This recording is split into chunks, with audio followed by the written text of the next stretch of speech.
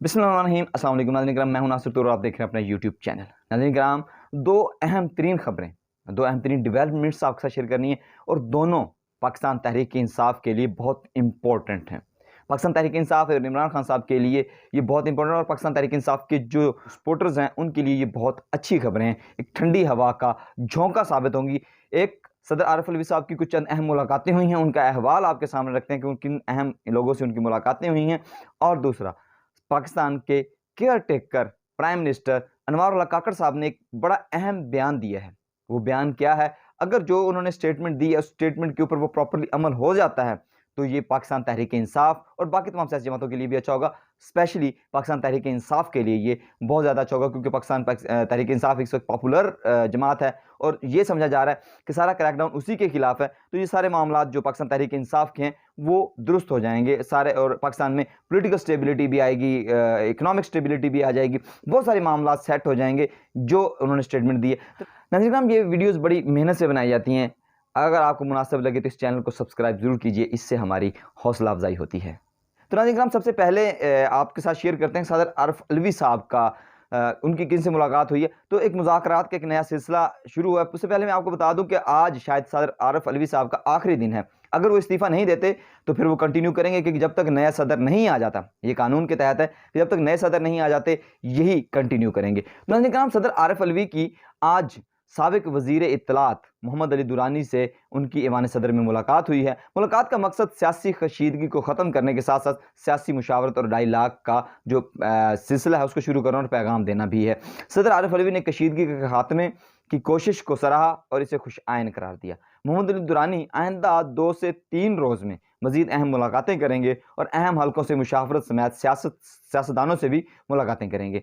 इसके साथ साथ पाकिस्तान तहरीक इंसाफ का मुस्तकबिल और आइंदा आने वाले इंतखाबात से मुतालिक जो अमूर हैं वो भी इस मुशावरत में शामिल होंगे। मतलब कि इमरान खान साहब के बारे में जो आरिफ अलवी साहब, देखें वही बात है कि आरिफ अलवी वो आखिरी कार्ड था जो इमरान खान साहब ने कहा था कि जो कार्ड है मैं वो शो कराऊंगा। तो इमरान खान साहब के लिए ये बड़ा बेहतरीन कार्ड साबित हो रहे हैं कि वो इमरान खान साहब के लिए, देखें चाहे उनके पास बहुत ज़्यादा पावर्स नहीं हैं लेकिन इसके बावजूद वो कोशिश कर रहे हैं। और देखें ये उनकी अपनी सवाबदीद है कि वो दे दें तो उनकी जगह पर जो चेयरमैन सेनेट हैं सादिक सिंजरानी साहब वो आ जाएंगे, जबकि अगर वो इस्तीफ़ा नहीं देते तो ये कंटिन्यू कर सकते हैं, ये एज अ लॉ है। तो नाज़रीन किराम, ये चीज़ बड़ी खुश आइन है कि साबिक जो वफाकी वज़ीर हैं उनके साथ उनकी मुलाकात हुई। तो अब बात करें नाज़रीन किराम अनवारुल्लाह काकड़ साहब की, कि उन्होंने एक स्टेटमेंट दी और वो बहुत ही इंपॉर्टेंट स्टेटमेंट है। उस स्टेटमेंट में उन्होंने कहा कि पाकिस्तान में जो अदालतें जो फैसला करेंगी उनको माना जाएगा, अदालतों के अहकामात को मनो-अन तस्लीम किया जाएगा। इलेक्शन कमीशन के हवाले से भी अगर जो भी फैसला देती हैं, जो इलेक्शन की डेट देती हैं उस पर मनो-अन अमल किया जाएगा। हम इलेक्शन कमीशन के साथ कोऑपरेट करेंगे और उसके बाद जो 90 दिन में इलेक्शंस, अगर हाँ वो पॉसिबल नहीं है कि 90 दिन के अंदर होंगे, लेकिन उन्होंने कहा कि इलेक्शंस फरवरी जनवरी से पहले भी हो सकते हैं।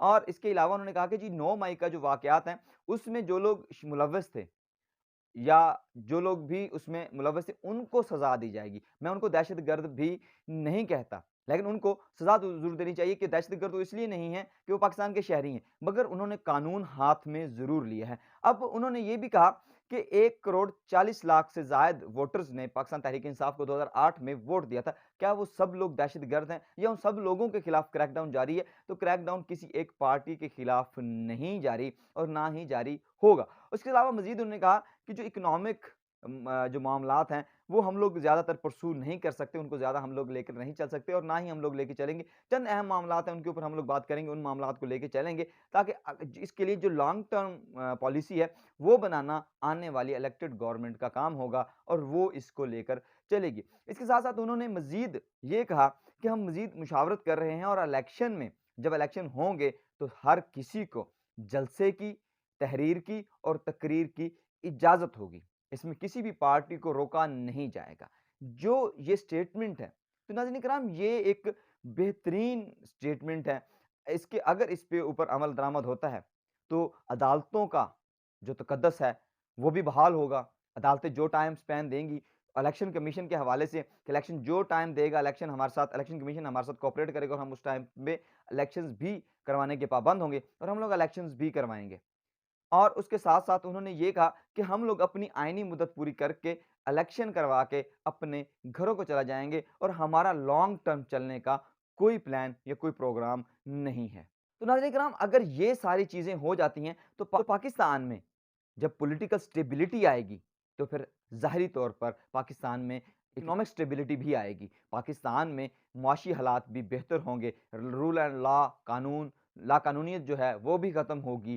पाकिस्तान में अदालतों का तक़द्दुस बहाल होगा, उनके फ़ैसलों को माना जाएगा। तो लोगों को अदालतों से जो लोग मायूस हो चुके हैं, उनको अदालतों के ऊपर ट्रस्ट भी होगा, यकीन भी होगा। इन 2 ख़बरों के बाद पाकिस्तान तहरीक-ए-इंसाफ़ के लिए एक ठंडी हवा का झोंका ज़रूर है कि अगर इन तमाम मामलात पर, इन तमाम चीज़ों पर जो कि हमारे केयरटेकर प्राइम मिनिस्टर साहब ने कही हैं, उन पर अमल दरामद होता है, तो पाकिस्तान में हर तरह की स्टेबिलिटी आएगी, अमन होगा, सुकून होगा। जो पाकिस्तान में इस वक़्त की जो हालात वाक़यात हो चुके हैं, इन सबको कंट्रोल करने में आसानी होगी। एक चीज़ और कि जब भी जो भी इलेक्टेड गवर्नमेंट आएगी और वो पूरी मेजॉरिटी के साथ आएगी, तो उसको कोई भी फ़ैसला करने में आसानी रहेगी, वो लॉन्ग टर्म फ़ैसले कर सकेगी। जो लॉन्ग टर्म फ़ैसले होंगे, उसका पाकिस्तान को, पाकिस्तान की इकोनॉमी को, पाकिस्तान के कारोबार को, पाकिस्तान के गरीब को, पाकिस्तान की अवाम को फ़ायदा होगा। उम्मीद की जा रही है कि इन तमाम चीज़ों पर अमल दरामद हो, पाकिस्तान में स्टेबिलिटी आए, इकोनॉमिक, पॉलिटिकल और तमाम कानूनी लिहाज से पाकिस्तान में स्टेबिलिटी हो, रूल ऑफ लॉ हो, ताकि हर शख्स आसानी से खुशगवार ज़िंदगी गुजार सके। नाज़रीन, मज़ीद वीडियोज़ के लिए इस चैनल को सब्सक्राइब कीजिए, इससे हमारी हौसला अफ़ज़ाई होती है। अब तक के लिए इतना ही, मुझे दीजिए इजाज़त। अपना और अपने प्यारे का रखिएगा ख़्याल। अल्लाह निगहबान।